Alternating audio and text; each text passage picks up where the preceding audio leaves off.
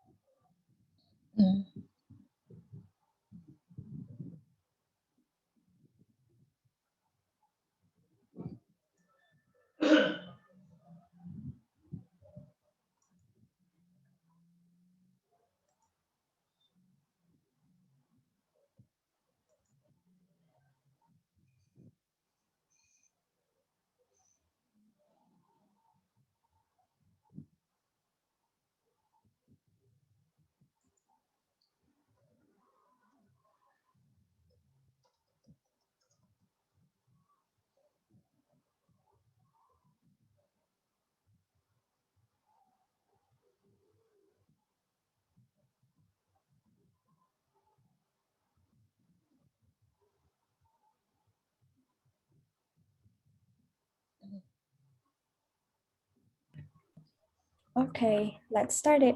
Hi, everyone. Welcome to today's seminar with the topic of Elevate Your Career with Adobe Certified Professionals. Let me introduce myself. I'm Milan. I'm from my Adobe. I'll be your master of ceremony for today's event. Accompanying me, there is April Bike as the moderator. Hi, April. Please say hi. Hi. And there's also Jeff Seal as a speaker. Hi, Jeff. Hello, thank you. All right. First thing first, before we jump into the main event, allow me to introduce my Adobe itself.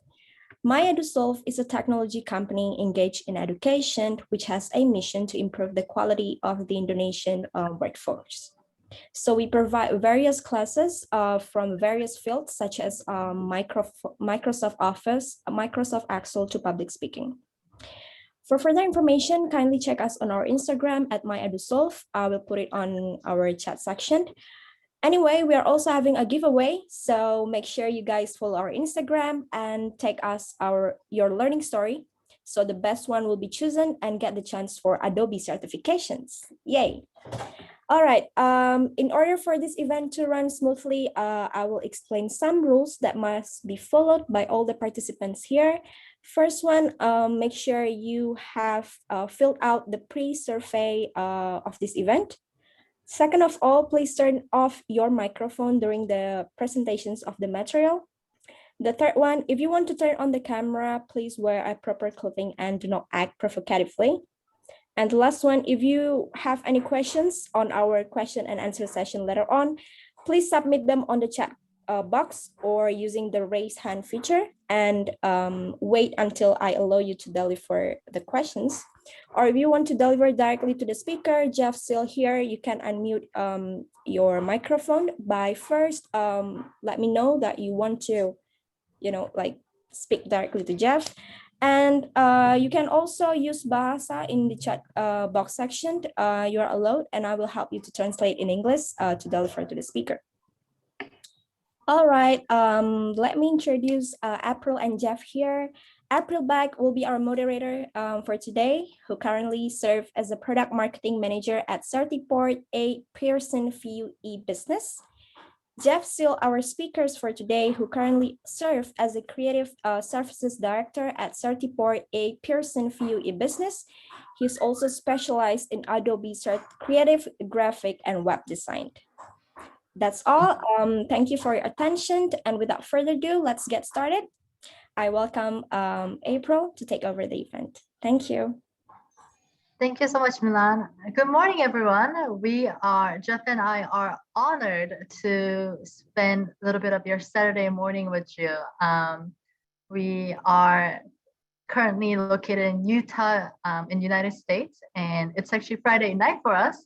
So, and I must say, there's no one else that I would rather spend Friday night than this group. So, so thank you for your time today. As Milan just said, my name is April Beck, and I'm a product marketing manager at Certified, and I support Adobe Certified Professional program. So we are excited to talk to you about that program, but also about what it means to be a graphic designer or what it means to be a creative professional these days. And with that, Jeff, can you tell us a little bit about yourself and a little bit about your career, please? Sure. Yeah, you bet. My name is Jeff Seal. I am the Creative Services Director at Certiport. And that means I get to work with a lot of really amazing people. And we work with the whole marketing team. We come up with look and feel, branding, campaigns. It's been a great time. I love specifically Adobe Certifications, and the Adobe Competitions are a really fun event. If you haven't seen our Adobe competition, you definitely need to check that. And that, April, is why I'm here. Thank you. And I must say, I mean, as a product marketing manager, I get to work very closely with our creative team that Jeff leads, and they're magicians. I would go to them and be like, I need a poster that's like fun and that's like attractive.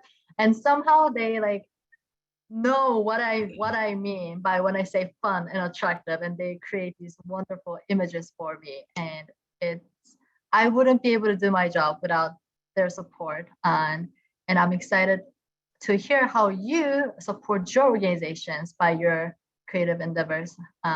And if you don't support organizations right now, what would you like to do to support these great organizations? I'm really excited to hear about that. And Jeff, so now you're the director, but can you tell us a little bit, can you kind of take us back? Like, how did you get started on this journey? So that's a good question. I think it's a very different time than it is today. When I got started, desktop publishing was a brand new term, and computers, the Macintosh, had really kind of just come out. And at that time, if you were a traditional graphic designer, you were in school studying how to set type in a type letter set type situation and use cameras to photograph your work, and you had to cut and paste things. So it was a very manual process. But computers came out, and I have a really good friend whose neighbor was a professor at the local university here in Utah, and he made a business designing phone book advertising, and he wanted it all done on computer. And at the time, no one knew how to use a computer, so they would just let anyone come and use the computer and help design ads. So my friend and I went and started working on these Macintosh computers and making phone book ads. And it was somehow so relaxing and almost, what I want to say, it was really rewarding to interact with the computer, and I'd never done that before, but also create art out of it. And that's how I got started. In fact, today Adobe InDesign is my absolute favorite program. But back then, there was a program called Aldus PageMaker. Aldus PageMaker was like one of the first legit desktop publishing applications. It became acquired by Adobe and became Adobe PageMaker, and then finally became InDesign. So in a way, I feel like I've been working with InDesign from the very beginning. So I was going to college, to university, and ended up continuing on with design. And I ended up being able to pay for college by working in graphic design jobs. I worked for some magazines that advertised apartments for people and just a number of places. So the way I kind of got into the career field was probably really unusual and probably not something you see a lot of today necessarily, but it was a fun time. It was a fun time for sure. I think the main thing that kept me going and learning was exactly that, learning. Like, we would see posters that people had made and wondered if we could reproduce that somehow on the computer. And so we kept digging and digging and digging to try and figure out how we could do these things. And I think that's kind of the spirit of learning that is really important, especially in design, to always be able to be open to look and curious to try. And that's how I ended up where I am today. Thank you. Jeff, you just mentioned that your journey is in a way unusual, that it's not traditional in a sense that, like, you knew that you wanted to be a graphic designer from the age of 5, let's say. Yeah. So, and I believe that today in our audience, we have quite a number of people who are thinking about switching their career to be more creative, and or they're about to start their freelancing job, maybe I should say. What advice would you give to them? You know, that's I mean, congratulations to everyone. If that's what you want to do, I think it's such a fun field. It's such a fun career and a profession. And April, I liked what you just said, where you said my career journey. And I feel like a lot of people will, often say, what's your career pathway? I'm going to be a doctor, and this is my pathway. And really, I think for designers, it is not a career path, but a career journey. And you can end up being all types of places, different jobs, doing different things. So I think if I was starting out, one of the things that I think is really important, if you are looking to be in this profession, is to, first of all, you need to know the tools. So in design, Photoshop, Illustrator, like all the Adobe applications are the world standard for this industry, and you need to know them. There's a lot of other applications that can do some of the things, or niche applications that do very specific things. But I think if I was starting, I would absolutely deep dive into the Adobe suite of applications. And like, it's not enough to just figure out how to do one or two things. Explore the menu. Find out what are all of the buttons. What do all of these things do?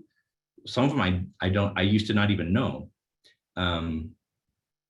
So when I was really starting out and getting into it, I would buy books, I would walk through page by page, and then do what they're telling me on the computer to try and replicate it and learn the steps, so that it became part of just a knowledge that you had and you didn't have to think about. One time later on, there's a training website called lynda.com that I used to have a subscription to, and I would just go through all the applications and learn them in depth. And I took this amazing video training on typography in InDesign, and how to do just all these fantastic automated things with building booklets and how to best set type in InDesign and use it. And it was like a brilliant experience to really see the beauty in the Adobe applications, these are very thoughtful pieces of tools that can really enable you to do amazing things. So that's a long-winded way of saying, I think you absolutely need to know how to use the tools. Definitely immerse yourself in them, find tutorials, and if there's something you see online that's really cool, or just anywhere in advertising, find out how it was done.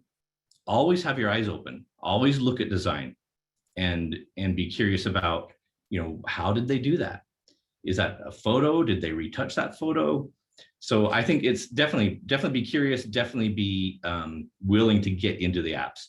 I think it's also, while we're talking about that, I think it's important it's okay to have a favorite application and to maybe specialize in some of them. Probably Photoshop is like one of the biggest applications there are, that is almost a requirement really to know.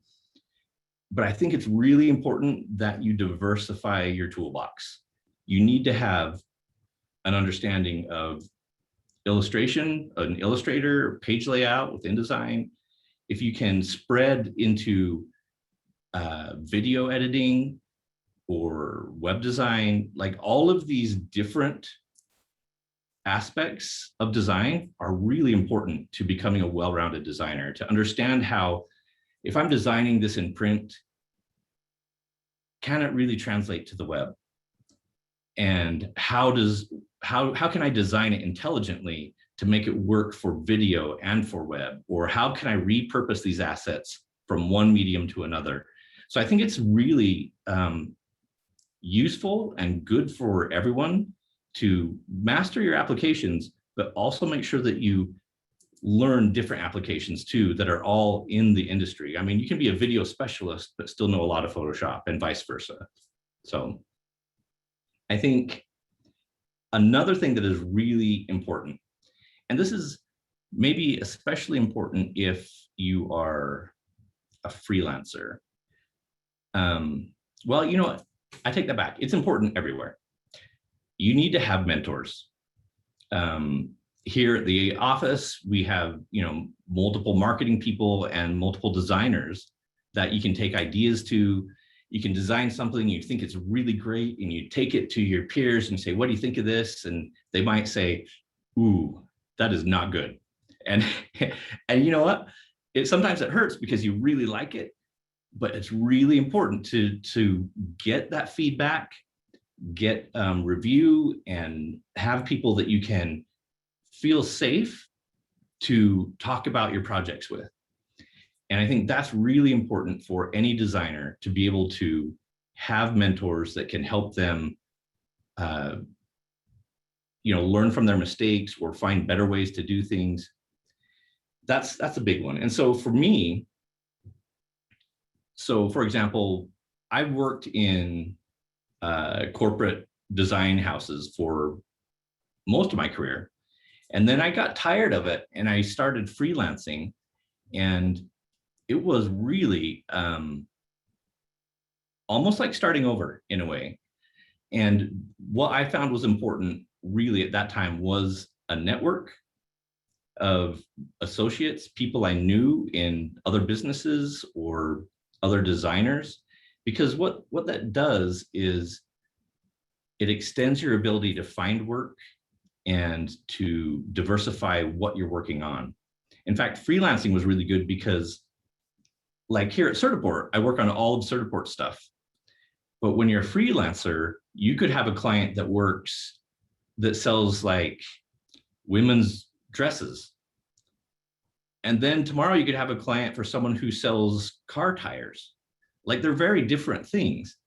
And so the beauty of that is that you get to get involved with completely different products, different markets, and you open up your eyes to how to solve problems for different businesses.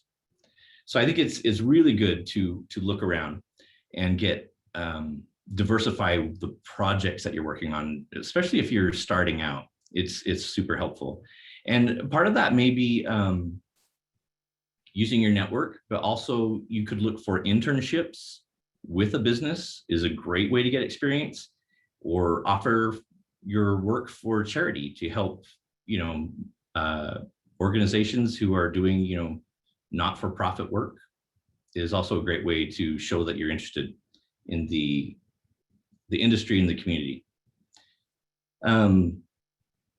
I think if you go,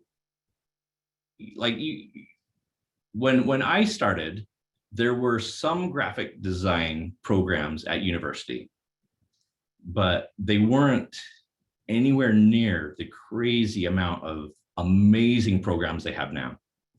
And so I think education is always fantastic, but I also think that it's absolutely possible to reach your career potential as a graphic designer by doing it on your own. But I think it's important that if you dig into these applications, you know your tools, that you can prove that you have them, that you have these skills.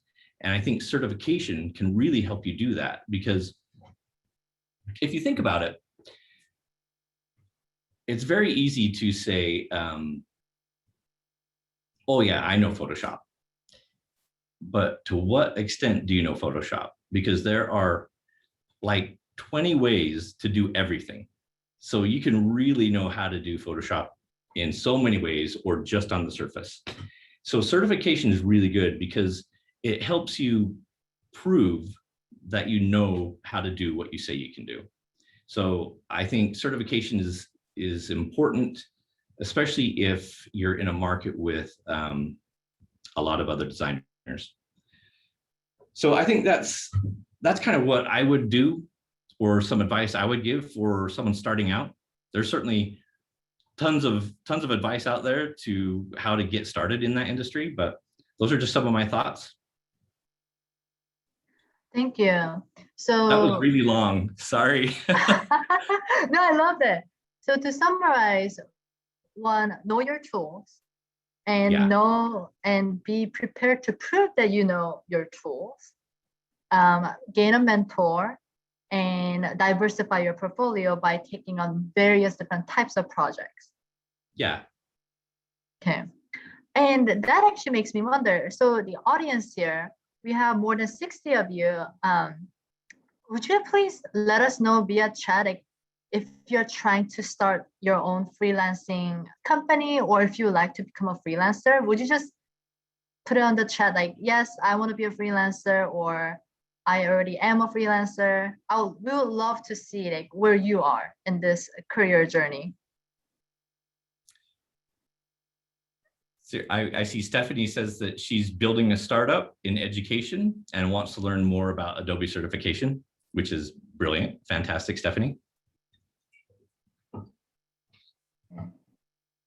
And go ahead. Then as we are waiting for more people to kind of share their journey with us, Jeff, can we go back to what you said about certification? Mm-hmm. So there are wonderful universities, colleges that people can attend to get a graphic design degree. And I'm sure, as you know, for some people, that's not really an option. Yeah. And what kind of benefit can one receive by getting this type of Adobe certification? Okay, let me tell a story. One time I was going to a job interview and I felt confident in my skills. I've been a designer for a while. And in the job interview, they had a big screen at the front of the room, and I was interviewing with one person, and then they said, we want you to prove that you can do what you say you can. And I was like, what? And then 8 more people came in, and all 8 people sat around the table, and then they said, here's a computer, here's a picture, like a graphic design thing. We want you to show us how to build it in Photoshop. Like right then and there. Like right there in front of everyone. I had to start using Photoshop make just to rebuild the whole thing, right?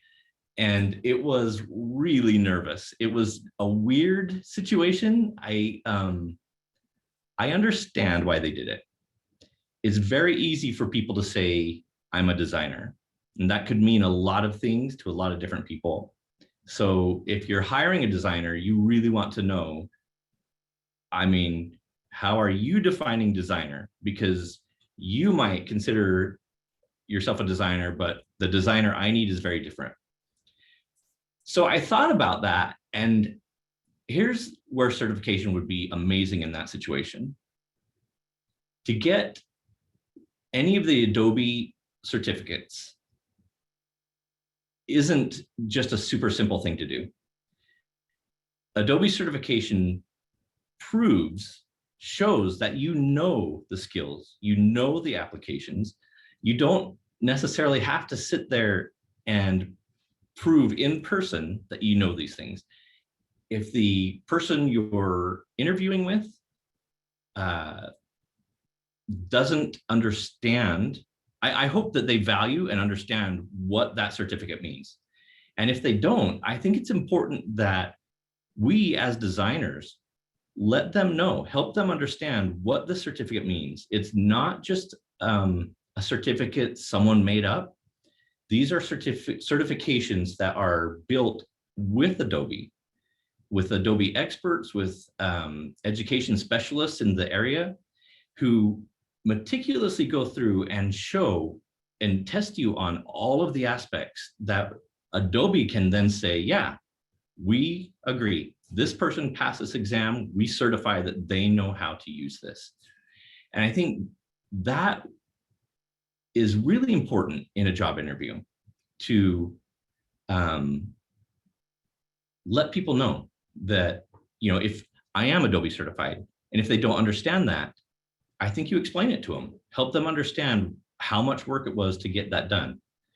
So I think that's one way that certification can really be a benefit to you. I think confidence is really important. And if you have gone to the trouble to get a certification, I think you can move into most situations with a lot of confidence that you know the tools. That doesn't mean you're done learning how to be a designer. That means that you know the tools. And when you don't have to think about the tools, you're free to be creative. If you're struggling with, how do I do this? How do I do this? It messes with your creativity. It makes it harder to flow and just be you. So I think there's a lot of confidence that comes with certification. And that's important. That shows through, I think. So I think certification is really good for those reasons alone. Thank you. Yeah, I actually read a study in 2018. Certiport did a survey. We surveyed, I think, about 1,200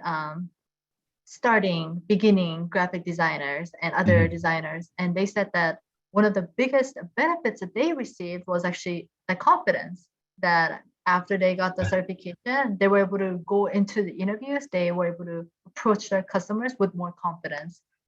So thank you for sharing that with us, Jeff. Yeah, sure, absolutely.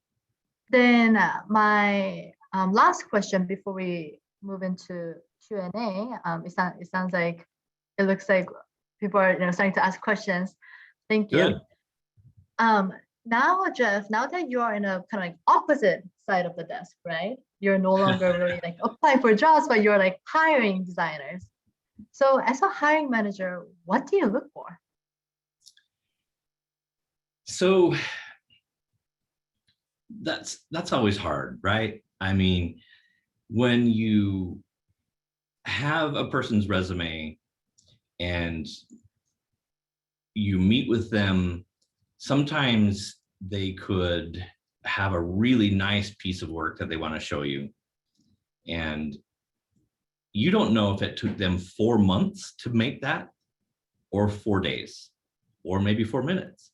And so it's important that you really get an understanding of the designer and their capabilities. So what I look for is I like to see what their experience is.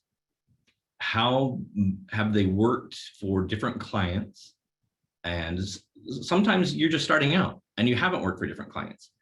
But it's important then to make sure that you are stretching and trying different types of design and maybe pretending you have a client and starting to build and practice. So I like to look for pieces of work in their portfolio that are diverse. Like sometimes you get people who are really good artists, really good illustrators, and their portfolio is full of illustration that is amazing, but it's not always suited to graphic design or advertising. So I like to see that if they are an illustrator, I want to see that work, but I also want to see that they know how to use Photoshop, that they know how to do page layout, that they understand visual hierarchy. So it's nice to have a number of different types of projects in your portfolio. And it's also good to show that you've done work for different types of clients.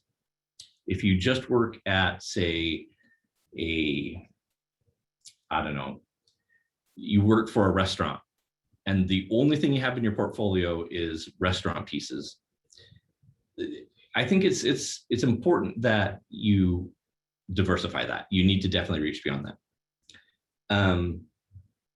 Something else that I really value heavily is client testimonials, or people who can tell me about the designer. How are they to work with? What's your experience with them? So it's important to have a good network, and so that you can be represented well if the hiring manager is going to check on you, which most of them should. I think, again, the experience and the portfolio are one thing, but I also really can't explain quite as much how, I guess what I'm saying is I want to know the technical skills of the person. So again, if they say they know Photoshop, I want to know that they know Photoshop. So this is again where certification can be a big deal. It's important because I understand that if you can get an Adobe certification, it shows me that you know how to use these programs. Whether you have a degree or not, I think it's also a big player for me. And sometimes when you're, as a hiring manager or a person who's hiring graphic designers, you'll get resumes in and you start to see so many resumes that they all start to look the same because there's a ton. So I think if there's, like, for example, here's a prototype project we were working on for work. But let's say this is the stack of resumes. They all start to look the same. But things I look for might be, for example,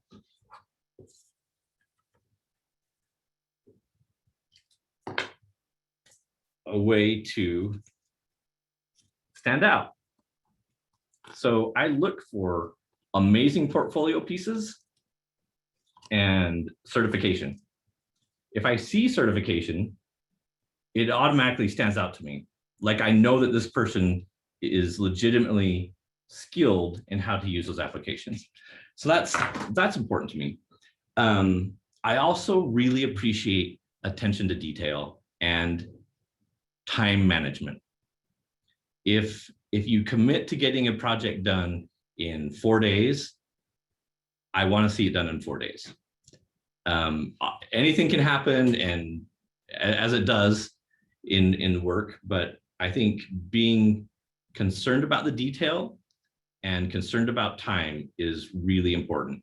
And I think the final thing, sorry, I'm going on. The final thing I really like is if I'm interviewing someone, I like a person who can communicate. I want to be able to have a face-to-face conversation and really kind of get to know the person and feel like I can work with this person, because communicating is really important for any job. And a lot of times design is conceptual, it's not always objective. And so you need to be able to communicate and express your thoughts, your ideas, your concepts. So I like communication. In fact, one of the best things that was said to me by one of our designers is we were bouncing ideas around for a project, and someone would have an idea and then we kind of say, nah, maybe that's not it. And I just said, you know what, I really appreciate this team because I like how well we bounce ideas off and can go through ideas, pick the good ones, not the bad ones. And one of the replies from the designers was, thank you for making a safe place. This is a safe place to be creative. We can bounce ideas off. It's not an ego situation.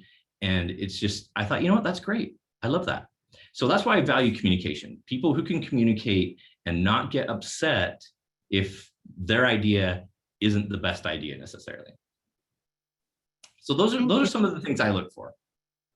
Yeah, no, I love that. And so I just mentioned to this group that I'm a product marketing manager, and Jeff knows this. Usually all my work as support goes to Jeff or Jeff's team, but there are times where I need to outsource, where I need to, bring in someone else. And I'm sure Jeff knows who I'm talking about here, but there was one freelancer that we brought in. He didn't meet the deadline. He actually said, oh, it'll be done by this week. And I think Jeff, didn't he end up delaying it for like 6 months or something? Yeah, it was. Anyway, so yeah. And long story short, like I'll never use them again, right? There's no trust anymore.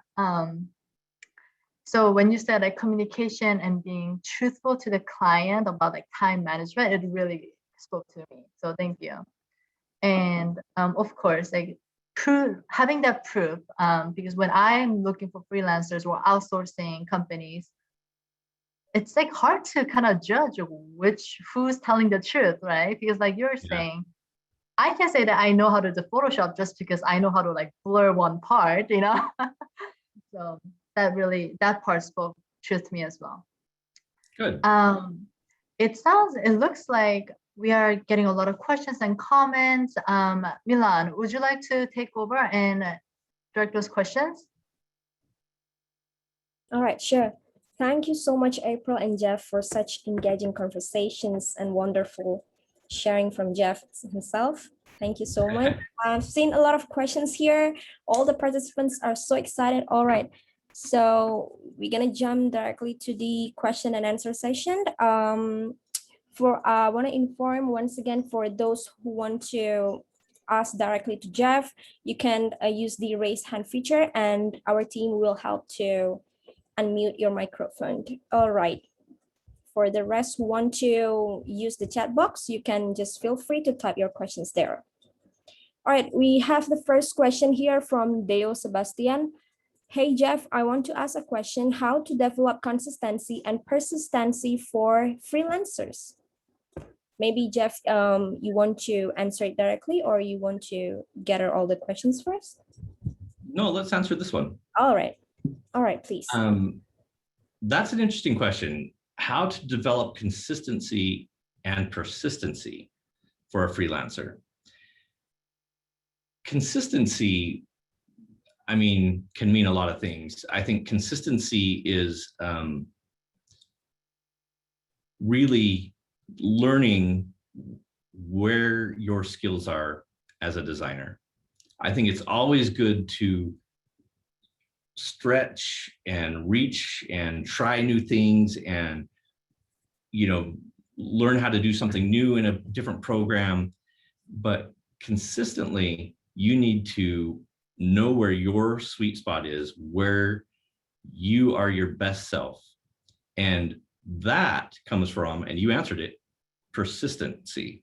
You need to be persistent. You need to stick at it. You need to keep working and keep digging and keep learning. I have a friend who is a 3D modeler and does all kinds of 3D modeling. And those programs are crazy intense.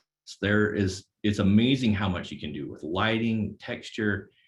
And he would do stuff, and I thought, this guy is really good. He's maybe the best there is. And yet he would keep going and keep going and keep going. And he just got better and better and better. And so I think it's important as a freelancer to keep pushing your art, keep pushing yourself, but also understand where you're strongest. Now, I think another thing for a freelancer is that consistency could mean work, right? When I started freelancing, I had one client, and they referred me to another client. And I would post on social media and talk about projects I was working on and kind of discuss maybe problem solving that I was doing for a client, because it engages people. But after a while, all of my business kept coming from the same clients. They would just keep referring me to other people. And so once you are consistent in your quality and you have 3 or 4 clients who really believe in you and love to work with you, they will advertise for you. And then you will consistently have work. And then you can raise your prices and charge even more. I hope that helped. Sure, I Milan? think that answers your questions. Okay. All right, let's move on to the second question. I got it from Fawaz Aldi. So he's asking about tips and tricks that Jeff can share to him about how to pass the exercise in getting Adobe certifications, because he find it's quite difficult to pass that. That's why certification is valuable to me, because it is quite difficult. And in order to pass it, you need to know how to use the programs. That's why it's important. If it wasn't hard, it wouldn't be worth it. So the tips and tricks, I think, are: 1, do practice tests, study the learning materials if you have them.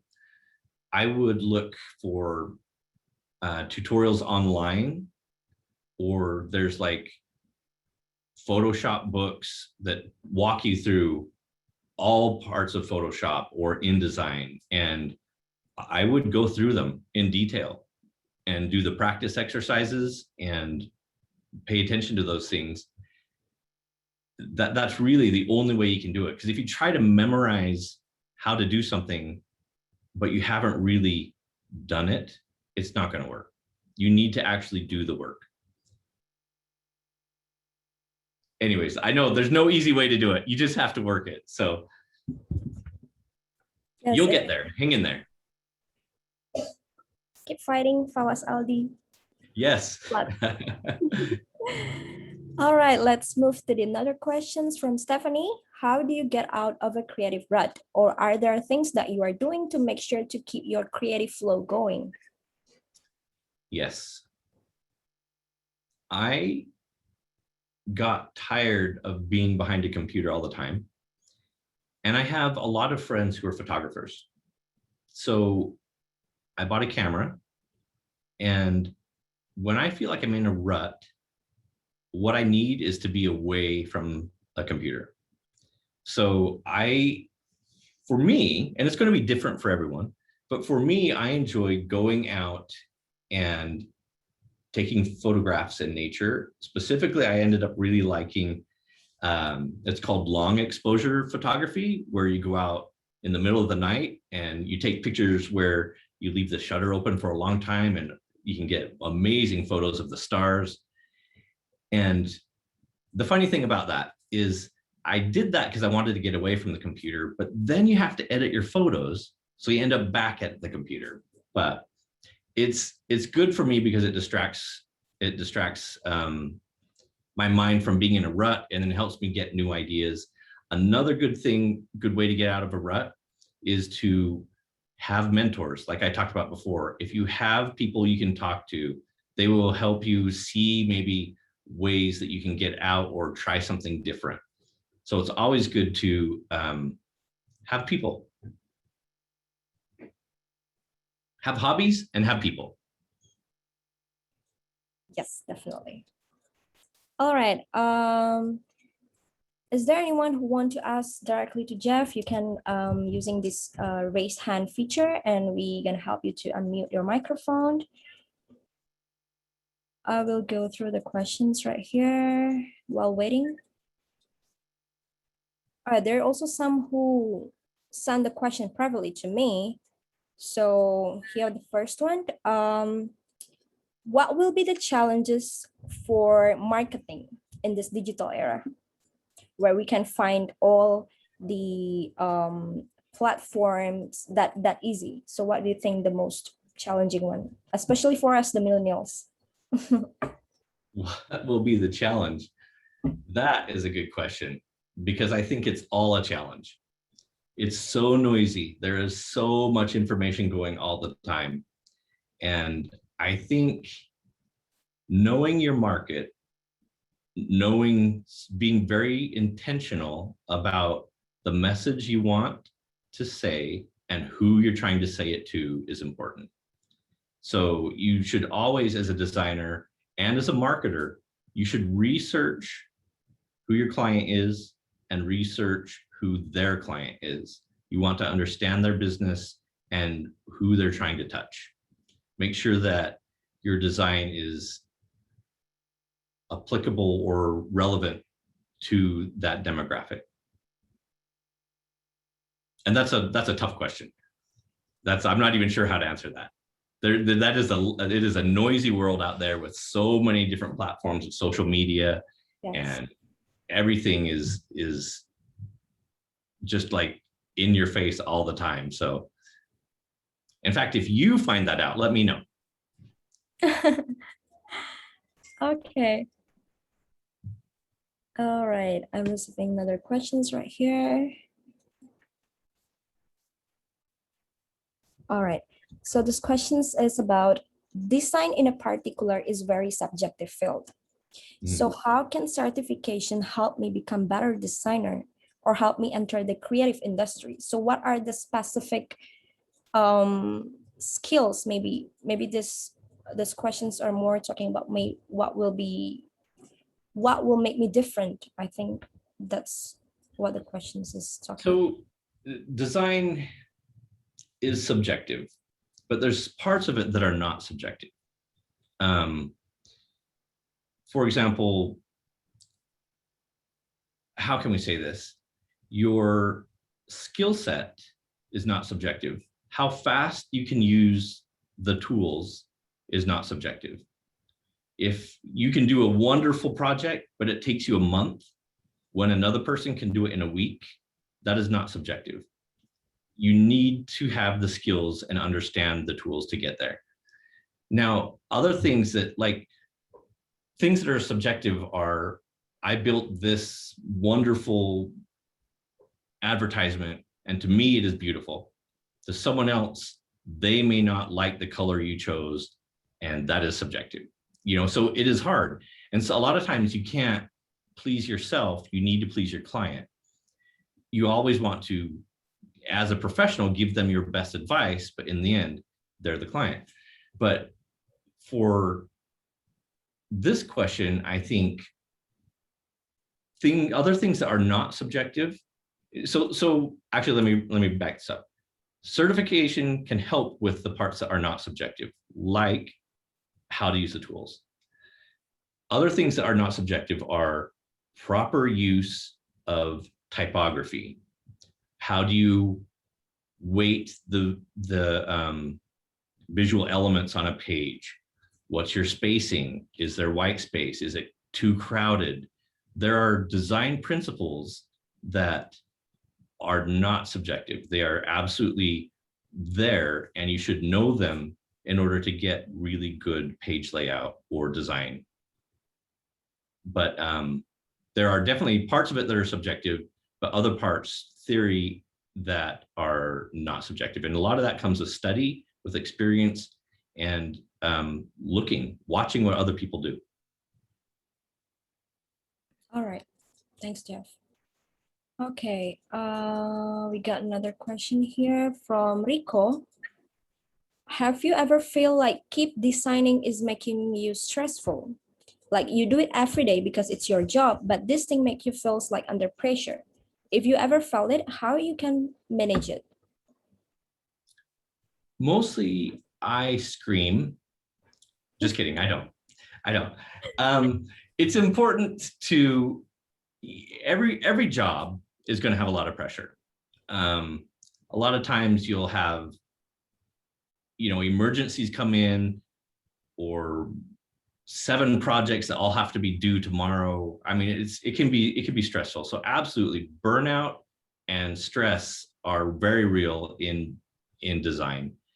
And I think it's important to be able to disengage, get up, go for a walk, go for a 30-minute walk.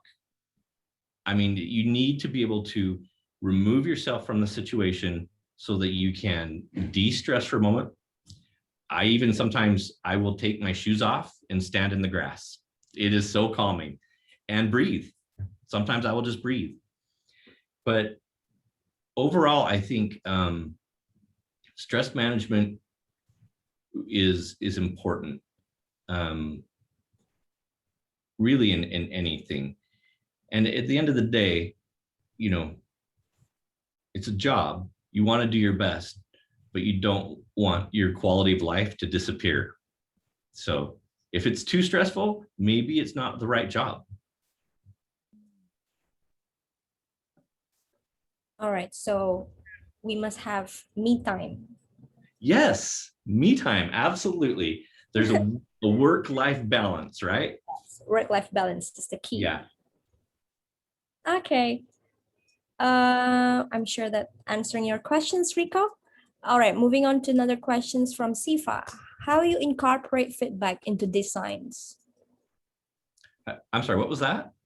How do you incorporate feedback into designs? Oh, feedback. So this is huge. I mean, as a designer, it's like, so I work on a marketing team, and I get feedback from not just the design team. I get feedback from the sales team. I get feedback from the marketing team. I get feedback from clients. So it's always important to listen and not judge. Don't get offended. Even if you know you're right, sometimes it's important to just listen to the feedback and then really stop and think and consider, is this appropriate for where we're going with this project? Will this improve the project? Did I miss this, and will this make it stronger? A lot of times it will make the project stronger. But it's also important, and this is kind of tricky. It's important to realize that not all feedback is valuable. And sometimes you can't please everyone. Not everyone will love what you do.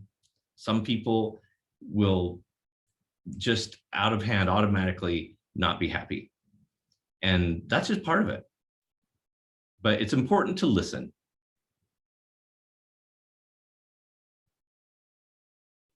It's important to listen. That's the key. Moving on to another question from Defi. Is there a GitHub for graphic designers? I don't know. I don't know. That's a good question. I don't know. I see a question right here that just said, how do you handle a client who has bad sense of design? This is fantastic, because sometimes if I'm presenting to a client, I will maybe make 3 design options, and I'll make the one that I really want them to take. And then I'll make some maybe not very good ones, thinking they'll look at these and they'll say, oh, I don't like this one because I don't like it. And I'm going to purposely make it not so good. I mean, I just make it not as good as the one I want. And usually you can help, through conversation, help them understand why one design is superior. But sometimes they will not do that. They will pick a layout that you are not happy with. At the end of the day, they're the paying client. I think you as a professional need to have the conversation with them to explain your reasons why you made the decisions you did and why you believe this is the right decision. They hired you as the professional to help guide them. Sometimes the client will not honor that. They will realize that they hired you as the professional, but really what they wanted was just someone to do what they want. They just wanted someone to do their idea instead of do something that is better. And that will happen. And sometimes you just say, okay. And if you're a freelancer, maybe you don't take that client anymore. When I was freelancing, I got really busy, and it was nice to be able to both raise my price so I could charge more and also start to say no. You can get a sense for a client that's going to be problematic. And so at some point, if you have a client that has a really bad sense of design and you don't want to deal with them anymore, it's okay to say no. All right. I'm seeing Bagas raising his hand here. So Bagas, perhaps you want to ask directly to Jeff? You may have the floor. Yes. Hello, Jeff. First, I would like to introduce myself. My name is Bagas, but you can call me Edward. That's my English name. Currently, I'm a graphic design freelancer, and I would like to ask how you determine your price. I mean, your fee for your graphic designs. How to say? Jasa graphic, jasa graphic design Anda. Thank you. That's a question I think everyone has. I hear that all the time. Here's the thing. You can charge whatever someone's willing to pay. And part of that is confidence, but part of that is also knowing, knowing where you're at. What a person might be charging here. Well, okay, let's say it this way. When I started freelancing, I have a network. I would talk to other designers. I'd find out what they were charging. I'd get a sense for the type of work they're doing. Maybe web development was charging higher, 3D modeling was charging higher. I could do well at video editing. You can kind of get a sense for where the people are or what prices are being charged in general in your area. And it's going to be different for different areas. So it's kind of hard to say what is the right thing to charge at any given time, because it's going to depend. And you need to research. You need to research it. You may get a lot of work and realize that you're killing yourself because you're so busy and you're not charging enough. You're giving away your work for too low of a price. So I think it's okay if you want to try to get some clients in the door, but I think it's important that you honor yourself, that as you get busy and your time is just as important, make sure that your time is not used wrongly by a client. And so you can raise your price when you feel like you're to that point, and you'll realize that, it will be a confidence builder for you to realize that, yeah, I can charge more now for what I'm doing. But a lot of what you charge is really hard to say definitively for everyone. I think it depends. It's different for everyone. You just have to research it. I know that's not the perfect answer, but. Yeah, thank you, Jeff, for your answer. Thank you, Bagas. All right, we still have another question, Jeff. Okay. It's kind of more technical because I think it's quite hype in our surroundings. How to legally use copyright image online? So to legally use a copyrighted image, you have to buy the license. There's different types of licenses for different types of images. You never want to steal someone's image unless you have permission. So I would, and copyright laws may be different in different areas, but for example, the last thing you want is to find an image online and put it into a client's advertisement, and then have that client end up in legal trouble because they're using someone else's image that you gave them. That looks really bad for you. So I think it's important to know where you're getting the image and research and make sure you understand that you do have permission. So, for example, I use Adobe Stock. We have a subscription, and you know, I can use the images knowing that we're okay to do so. There's a lot of places online that let you use their images for free, but it's been so long since I've used them, I can't remember where they are, but there's places that are out there. I just think it's important that you as a designer know what you're doing. You need to research the images and know if it's okay to use. All right. Okay, we gonna have 3 more questions because our Okay. times keep on running. All right, from Kevin Christian here. Hi, Jeff. Can I get answer from design thinking on here? Actually, I already work on creative agency, but it's feel like I can give the best result. So I think it's only on my mindset. So I want to try to get the answer here.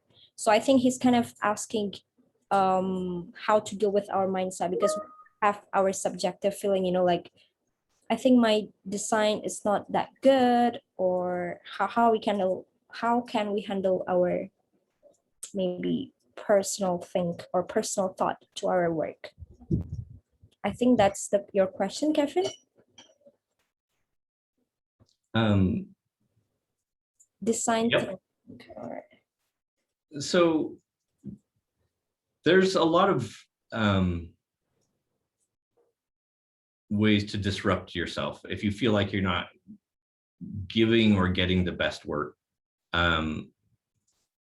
Again, and I know I've said this, but this has been so important to me.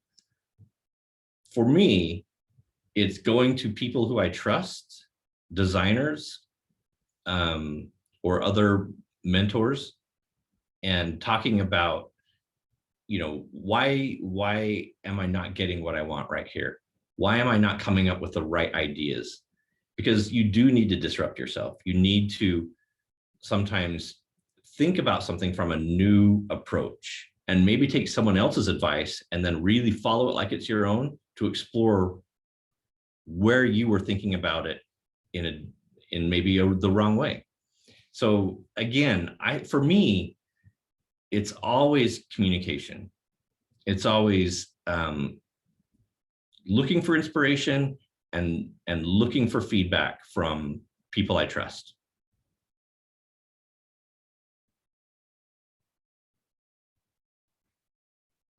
Elon, you're on mute. There you go. Okay.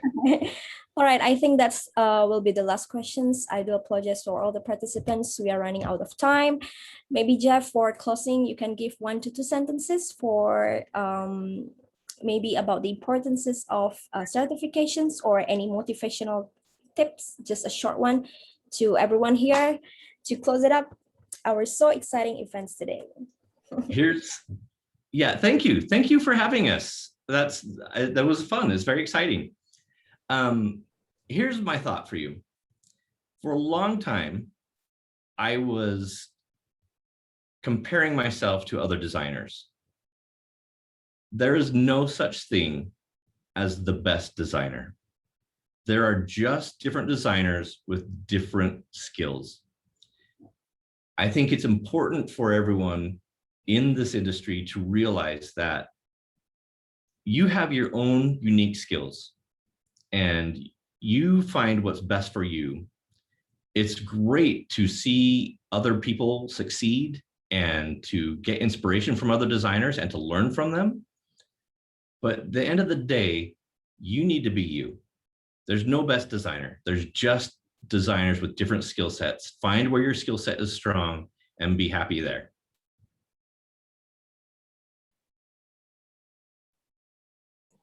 Thank you, Jeff. Thank you so much. Sure. What a wonderful closing inspiration. Thank you so much, everyone. We come to the end of today's event. Before closing the event, maybe all of us can having our camera on. We're gonna have our documentations. So I encourage for all the participants to have their camera on.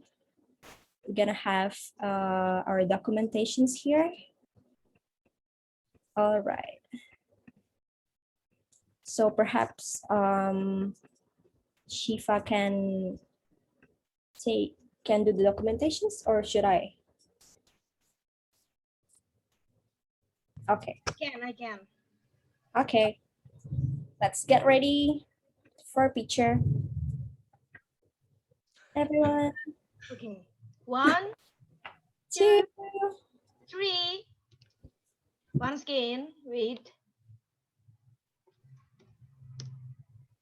Okay.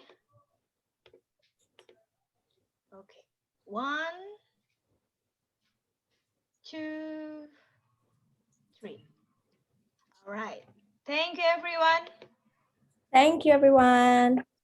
Thank you so much. Lastly, Have a great week. have a Thank great you. day. Maybe for all the participants, before you leave, I want to allow me to introduce my EduSolve community. So my EduSolve community is